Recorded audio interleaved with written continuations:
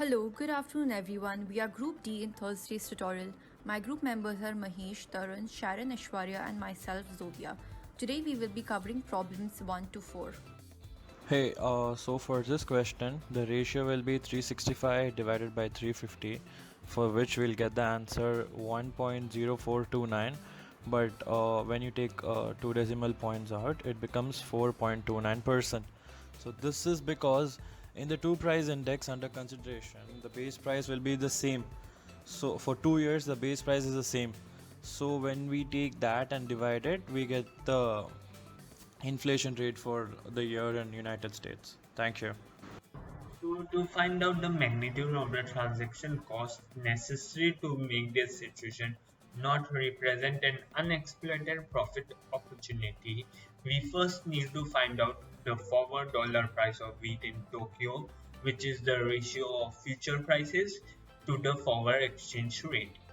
So the ratio of the future prices, which is 320 yen per bushel, over the forward exchange rate, which is 102 yen per dollars, will give us dollars 3.14 per bushel. Since we can buy wheat in Chicago at dollars 3 per bushel, so in order to make an arbitrage profit, we need transaction costs of shipping wheat from Chicago to Tokyo to be less than $0.14 per bushel. Therefore, the minimum magnitude of the transaction cost necessary to make this situation not represent an unexploited profit opportunity is $0.14 bushel.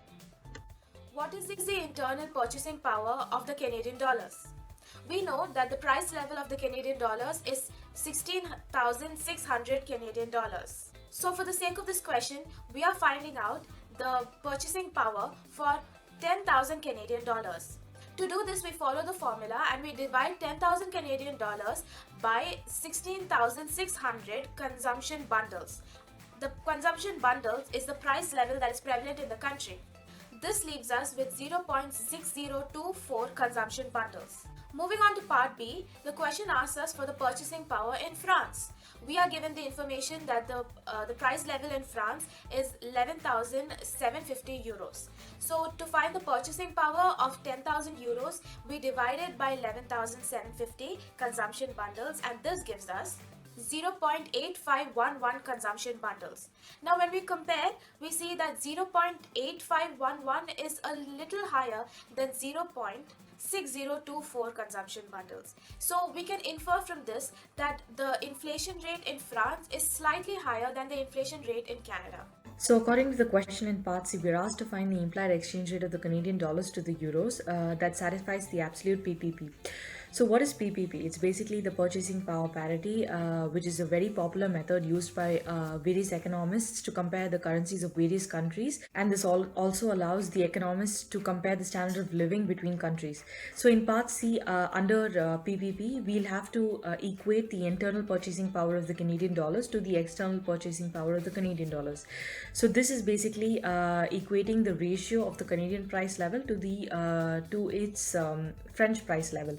So this will be the 16,600 Canadian dollars divided by 11,750 euros, which will give us a total value of 1.4128 Canadian dollars received per euro paid. So under part D, the euro, we'll have to find out whether the euro has been undervalued or overvalued. So let's compare the actual exchange rate to the PPP exchange rate. The actual exchange rate is basically 1.35 Canadian dollars received per euro paid, and the PPP exchange rate is 1.4128 Canadian dollars received per euro paid. So the actual exchange rate is lesser than the PPP exchange rate, which implies that we will be receiving less Canadian dollars for every euro we pay. So this means that the euro has been undervalued. So under part E, we'll have to calculate whether the euro has appreciated or depreciated to reach its PPP value. So for this, we'll have to calculate the percentage change of the movement of the exchange rate from its actual value to the PPP exchange rate value. So to calculate percentage change, it will be 1.4128 Canadian dollars divided by 1.35 Canadian dollars minus 1, which will give us a total value of 0.0466 or 4.66%. So this is basically a 4.66% appreciation of the euro versus the Canadian dollar. To get an approximate answer, we can do 5% minus 2%, that is 3% of the rate of appreciation.